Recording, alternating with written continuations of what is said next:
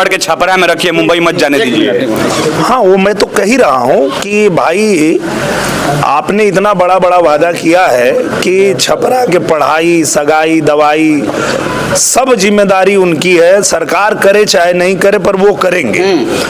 तो वही 5 साल करना है, वो करिए। निरहुआ जी, वादा तो अपने देश के प्रधानमंत्री भी करके गए थे कि छपरा में चीनी मिल बैठवाऊंगा। वादा पूरा हुआ? जी, मोदी जी 5 साल पहले यहाँ पे आए थे।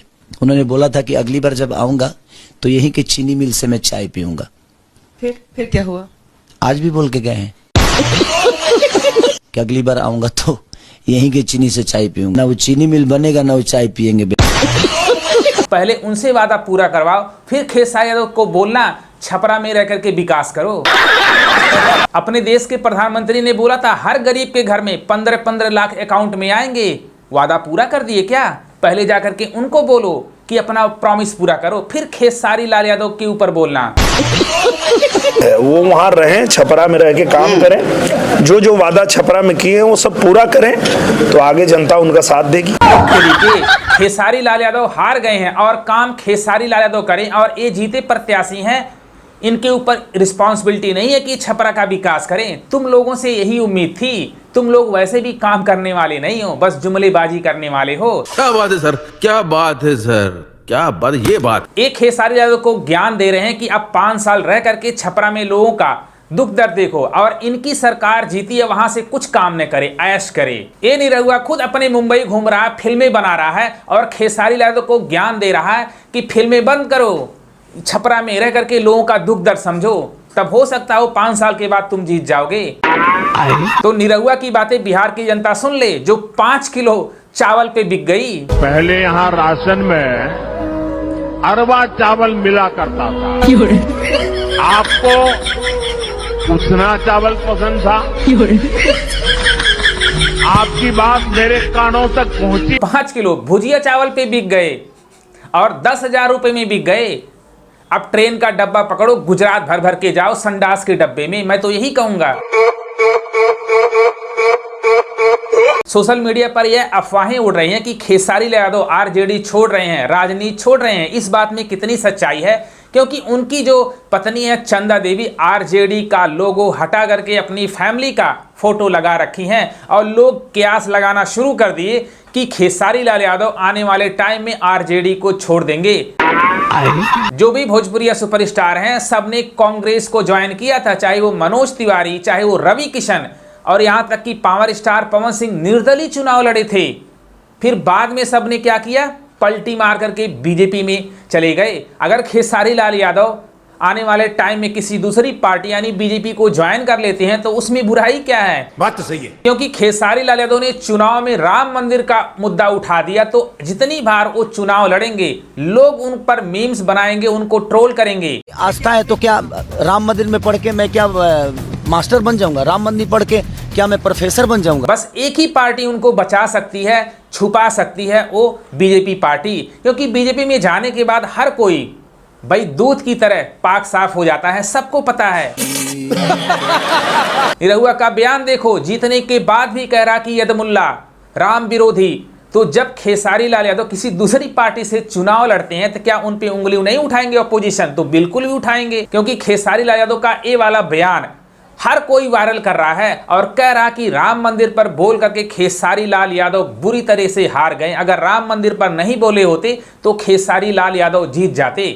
खेसारी लाल यादव भी निरहुआ, रवि किशन और पवन सिंह के जाल में फंसते चले गए, क्योंकि निरहुआ ने उकसाया था और राम मंदिर का मुद्दा खेसारी लाल यादव के दिमाग में ऐसे बैठ गया, जहां जहां पे इलेक्शन में जाते थे राम मंदिर का ही मुद्दा उठाते थे और ऐसे घिरते चले गए, उनको पता ही नहीं चला कि मैं क्या कर रहा हूं। आस्था है तो क्या राम मंदिर में पढ़ के मैं क्या मास्टर बन जाऊंगा? राम मंदिर पढ़ के क्या मैं प्रोफेसर बन जाऊंगा? खेसारी लाल यादव नए नए राजनीति में आए थे, लेकिन उनको इतना एक्सपीरियंस नहीं था कि मैं क्या बोल रहा हूं। बाद में ये सब मीम्स बनेंगे और लोग वायरल कर देंगे। उनको अंदाजा नहीं था कि राम मंदिर वाला मुद्दा इतना तूल पकड़ लेगा कि आने वाले टाइम में उनका फ्यूचर, उनका करियर भी खत्म कर सकता है। तो अब खेसारी लाल यादव के पास एक ही ऑप्शन है कि वह अगर बीजेपी में जाते हैं तो उनके सारे जो ये राम मंदिर का मुद्दा है खत्म हो सकते हैं। लोग कह रहे हैं कि खेसारी यादव पलटी मार लिए। भाई इसमें पलटी क्या मारने की क्या जरूरत है? एक टाइम हुआ था रवि किशन जब कांग्रेस में थे, कांग्रेस की तारीफ कर रहे थे, बीजेपी वालों की बुराई कर रहे थे, तो इसमें पलटीबाज क्या है? राजनीति में ऐसा होता है। पावर स्टार पवन सिंह को देख लो, जब निर्दलीय चुनाव लड़ रहे थे तो उन्होंने बीजेपी की बुराई की, यहाँ पे सड़कें नहीं, यहाँ पे रोड नहीं है, वोट लेने के लिए लोग आ जाते हैं, प्रधानमंत्री को धो डाले थे। लेकिन जैसे ही स्टार प्रचारक बीजेपी के बनाए गए, सुर बदल गए कि यहाँ पे रोड अच्छे हैं, विकास नहीं हुआ है, अंधे हो क्या, दिखता नहीं। अगर खेसारी यादव के भी सुर बदल जाएं, इसमें कोई बड़ी बात नहीं है। जो खेसारी यादव को ट्रोल कर रहे हैं कि पलटीबाज हैं, पलटी मार लेंगे, तो सबसे पहले अपने भोजपुरिया स्टार का भाई बयान सुनो कि उन्होंने पहले क्या बोला था, अब क्या बोल रहे हैं। जहां पर खेसारी यादव अपने चुनाव में विकास मुद्दे की बात किए, छोटी कुमारी खेसारी के सामने कहीं भी नहीं टिकती हैं, तो ये बीजेपी की देन है कि छोटी कुमारी जैसी कैंडिडेट जीत जाती हैं, खेसारी जैसा बड़ा सुपरस्टार, इतनी ज्यादा फैन फॉलोइंग हार जाते हैं। हमारे यहाँ ऐसा ही होता है। तो बीजेपी ऐसी पार्टी है जिसमें 100% जीत की गारंटी होती है। हर किसी को पता है वो कैंडिडेट बेस पे लोग चुनाव नहीं करते हैं, वो बस मोदी जी का चेहरा देखते हैं। हमको मोदी चाहिए। मोदी हमारा पति, हमारा भाई, हमारा बाप, हमारा गुरु है। सरकार एनडीए की बन रही है और निरहुआ खेसारी यादव को काम करने के लिए बोल रहा है, तो जनता इन लोगों को क्यों जिताती है जब ये काम करते नहीं है? तेजस्वी यादव की बहन रोहिणी आचार्य ने तेजस्वी यादव पर कैसे कैसे गंभीर आरोप लगाए हैं, सबको पता है। चप्पल फेंकने की भी आरोप लगाई हैं।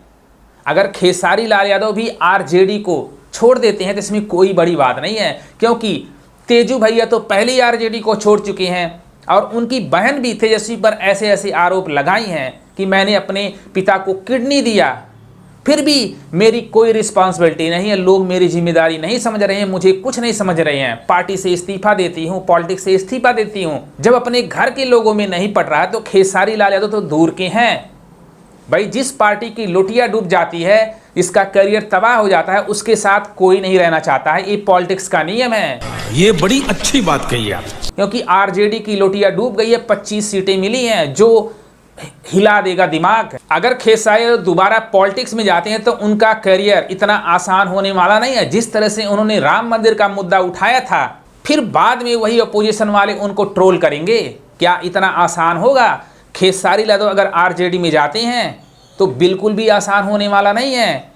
खेसारी यादव को एक ही पार्टी बचा सकती है, वो बीजेपी। तो खेसारी यादव को आने वाले टाइम में आप बीजेपी में देख सकते हैं, मैं तो यही कहूँगा, क्योंकि जिस तरह से उन्होंने मंदिर का मुद्दा उठाया था, अपोजिशन उनका पीछा छोड़ने वाली नहीं है। निरहुआ अभी से ट्रोल कर रहा है, यदमुल्ला बोल रहा है, चुनाव खत्म होने के बाद भी राम मंदिर का मुद्दा उठा रहा है। अगर वह फिर दोबारा चुनाव में लड़ते हैं तो लोग यही कहेंगे कि यह राम मंदिर का विरोध कर रहा था, इसको वोट कैसे दें? तो बस एक ही ऑप्शन है खेसारी यादव के पास, वो है बीजेपी। क्या आने वाले टाइम में खेसारी यादव बीजेपी को ज्वाइन कर सकते हैं? तो आने वाला टाइम बताएगा, लेकिन निरहुआ का अभी भी कटाक्ष जारी है और खेसारी लाल यादव को ट्रोल कर रहा है हर जगह।